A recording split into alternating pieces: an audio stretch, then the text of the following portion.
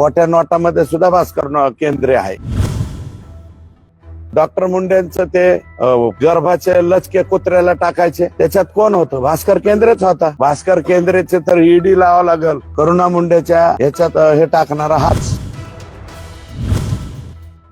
बनावट नोटांमध्ये भास्कर केंद्रे, गर्भपात प्रकरणात भास्कर केंद्रे, करुणा मुंडे प्रकरणातही भास्कर केंद्रे.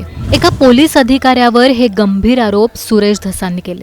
सुरेश धसांच्या या आरोपांवरून अनेकांना आश्चर्याचा धक्का बसलाय. एक पोलीस कर्मचारी इतका भ्रष्ट कसा असू शकतो असे प्रश्नही विचारले जात आहेत. नेमकं सुरेश धस काय बोलले तुम्हीच ऐका.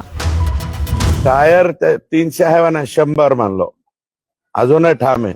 15 JCB आणि तिथला मटका किंग जो आहे हा भास्कर केंद्रे किती म्हणजे भारी आहे, भारी. ते तुम्हाला 15 वर्ष झालं तो परळी तालुक्यातच राहतो. कस काय राहतो तो? कशासाठी राहतो तो? करुणा मुंडेच्या ह्याच्यात हे टाकणारा हाच भास्कर केंद्रे. हा भास्कर केंद्रे आणि बऱ्याच लफड्यात आहे. भास्कर केंद्रेला म्हणा तू लय पुढचं सांगू नको. मागचं जे बऱ्याचशा प्रकरणात भास्कर केंद्रेचं नाव माझ्याकडे आलंय. खोट्या नोटामध्ये सुद्धा भास्कर केंद्रे आहे. ते काय सांगायला, खोट्या नोटा सुद्धा परळी म्हणजे पुणे तिथे काय, उन्हे तसं परळी तिथे काहीच कमी नाहीये. सगळे जे माग फार डेंजर प्रकरण झालं ना, ते डॉक्टर मुंडेंचं ते गर्भाचे लचके कुत्र्याला टाकायचे, त्याच्यात कोण होतं? भास्कर केंद्रेच होता. तपास अधिकारी हे ते, अरे गर्भपात केलेले, गर्भपात कुत्र्याला खाऊ घालण्यापर्यंत हिंमत गेलते का नाही? PCPNDTच्या ऍक्ट नंतर दाखल झाले. अगोदर डॉक्टर मुंडेला जन्मठेप झाले का नाही?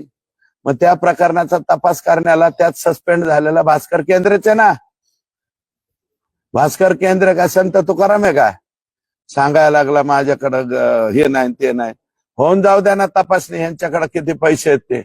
हे जे भास्कर केंद्रे, सचिन सानप यांच्या जरा प्रॉपर्टी तपासा म्हणा, आणि त्याचे पत्र देणार आहेत आम्ही. OSCBच्या ओपन चौकशा करणार आहेत. यांचं भास्कर केंद्रेचे तर ईडी लावावं लागल. भास्कर केंद्रे लय मोठा माणूस आहे, बारीक नाही. 15 वर्ष एकाच जागेवर राहतो म्हणल्यावर काय सोपा माणूस शकत.